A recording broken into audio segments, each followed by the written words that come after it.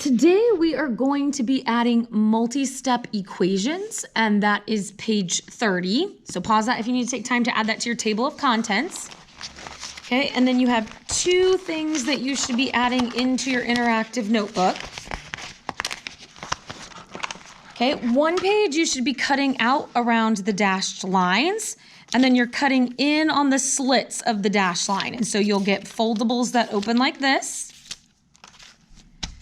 Okay, so pause it if you need to take time to do that, and then you're gluing where it says glue here. So when we are talking about multi-step equations, we are still truly talking about the idea that we want to do order of operations backwards. Okay, that is still our objective. But when we have a lot more things going on, sometimes it sort of helps if we have some other pieces that we can look at to help get it in its simplest form, the equation in its simplest form, and then help us be able to work from there. So whenever we are looking at a multi-step equation, the first thing that we might be considering is if we need to distribute. Okay, so we are going to look and decide if there are parentheses, we are then going to distribute. Now, obviously, if there are no parentheses, don't worry about distributing, you would just skip this step. Okay, but in an equation like 4 and then in parentheses x minus 3 equals 28, we do see those parentheses. So our very first step is going to be to pass out that 4 to each piece. Okay, so 4 times x gives us 4x. 4 times a negative 3 gives us a negative 12. And then that equals 28 is just coming straight down. Now, in this particular situation, once we have distributed, this looks like something we've done before with our two-step equations. And so hopefully we would recognize at this point that we are undoing our subtracting 12 by adding 12. Right? We're doing that to both sides because it's the inverse operation of subtraction.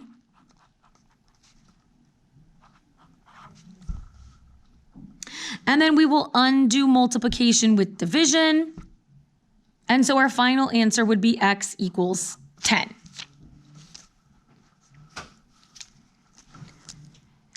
Okay, the next thing we might need to consider, and that doesn't mean that we wouldn't have to consider distributing first and also combine like terms, but okay, the next thing that we would consider is if there's anything we need to combine. Okay, so in this step, if there are any like terms, we are going to combine them. We are going to get them together just like we talked about combining like terms. Now, I'm not talking about things on different sides of the equation.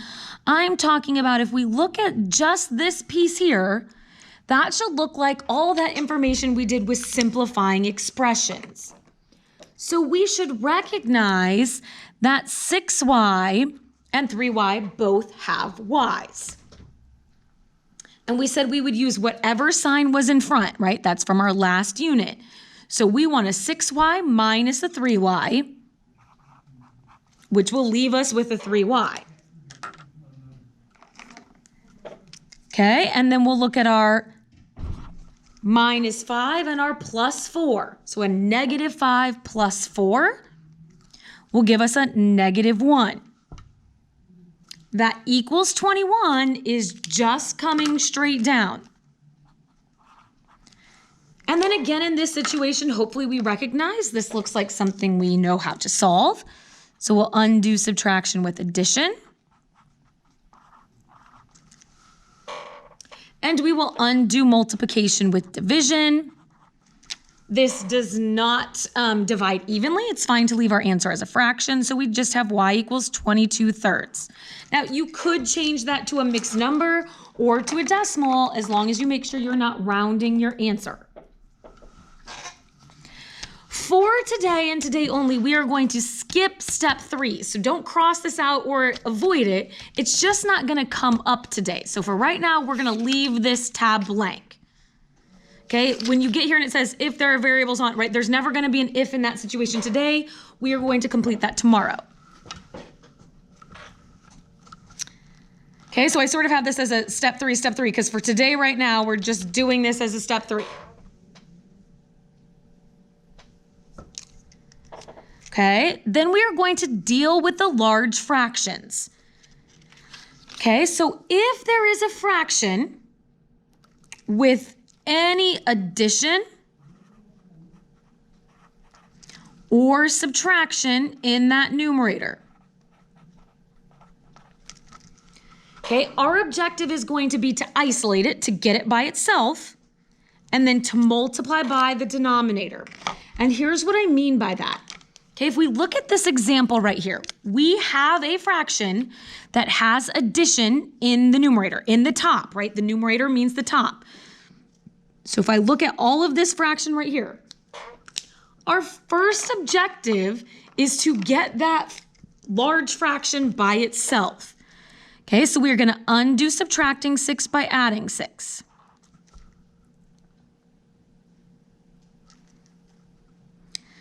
That will leave us with a b plus 5 all over 3 equals 11. And then just like we've talked about in class, right, because that top is all on the top of the fraction, there's really parentheses here. So our next step is to multiply by the denominator. So we're going to multiply by 3 on both sides. Okay, that will leave us with a b plus 5 equals 33.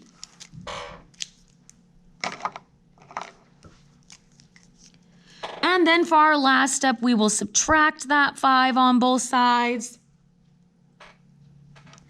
And we will get a b equals 28.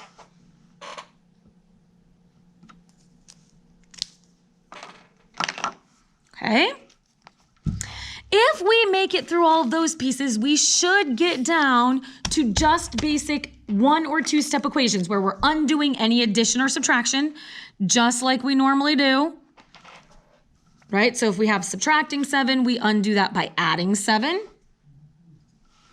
We get c equals 12. Now, it might be a 2-step equation, so you might have to undo the addition and subtraction and also undo multiplication and division. Okay, but then our last step is to check for any multiplication or division. Right? We undo division with multiplication. Multiply by 6 on both sides, we get v equals 18. Okay, so now let's put that all together in an example over here. So if we look at these problems, how does this actually work? Okay, so we're gonna go down our list. So my suggestion is leave your notebook open so you can flip open your flaps at the same time. So when we look at this problem, our first flap says, if there are parentheses, distribute. So do we see parentheses in this problem? Yes. So we will want to distribute. Okay, so 4 times 3y gives us a 12y. And then we'll go to the next one. 4 times negative 5 gives us a negative 20. Right? Again, like we said before, that equals 20 is just coming straight down. Our next step says to combine like terms, if we can. We don't have any. Deal with large fractions. We don't have any.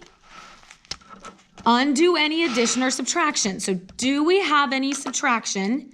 Yes. We undo subtraction with addition. Oh, that's a terrible 20.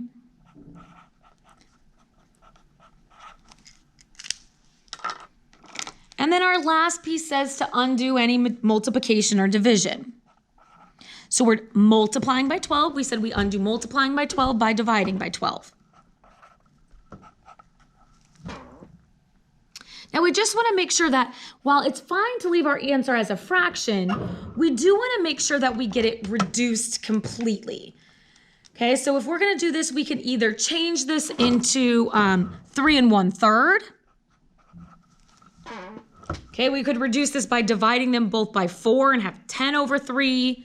If you do the decimal format, just make sure you do not round. Okay, so you'd have to have that 0.3 with the repeating bar. Okay, on our next one here, our first piece says, if there are parentheses, distribute. We do have parentheses. So if I distribute that out on the top, that's going to give me a negative 3x. A negative 3 times a positive 5 gives me a negative 15. Everything else is staying put. All I did was get rid of those parentheses. Okay, our second step says if there are any like terms, we should combine them. We do not see any like terms. Our next step says to deal with a large fraction if we have one. We do have a large fraction. Okay, all of this is our large fraction. Okay, it says if there's anything else over there with it, we need to move it. There's nothing else over there with it, so we are going to multiply by our denominator.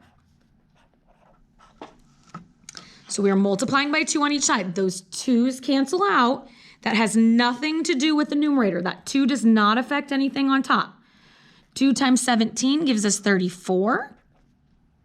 And then we're just left over with a negative 3x minus 15. Okay, then at that point, right, we can undo any addition or subtraction. So we have a minus 15. So that will become a plus 15. Our 15's cancel. We will then divide by our negative 3. Now, this one is in its simplest form, so we could leave this as 49, negative 49 over 3, I guess. It could also be negative 16 1/3 or negative 16.3 repeating. Okay, I'm just going to rewrite this with my x first. I don't know, that 49 is really large, so I might turn that into negative 16 1/3. But again, either way is fine.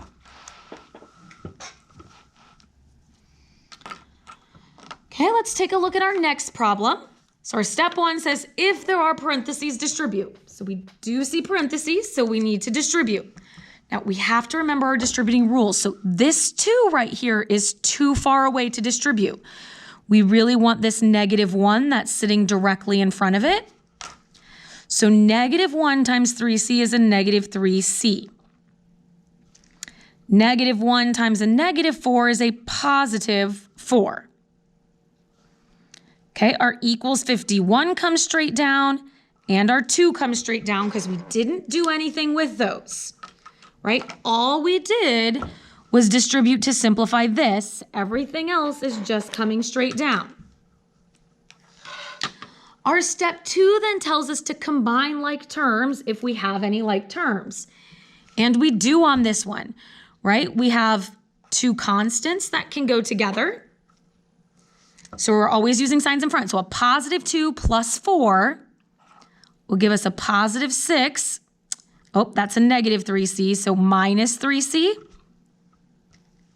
That equals 51, comes straight down because we didn't do anything with it. Okay, then we want to undo any addition and subtraction. This 6 is held on with addition and subtraction, but we always go by the sign in front of it. So that's a positive 6. So we will undo that with a negative 6. Okay, whatever we do on one side, we have to do on the other. So that will leave us with a negative 3c equals 45.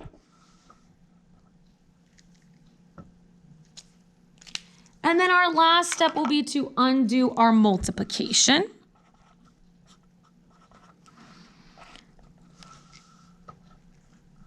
Okay, and this one does work out, so we're going to get a negative 15.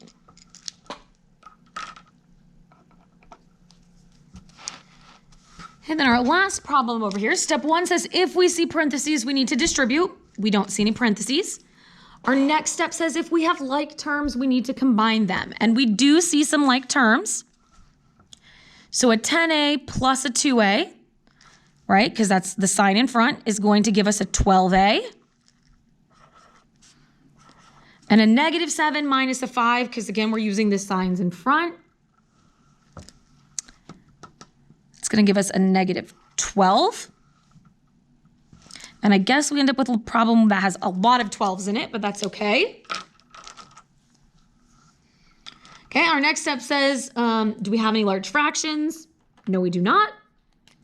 Okay, so any addition or subtraction we're going to deal with. We can undo subtracting 12 by adding 12.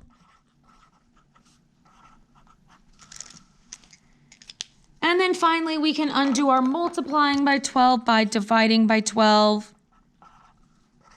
And we will get an answer of a equals 2.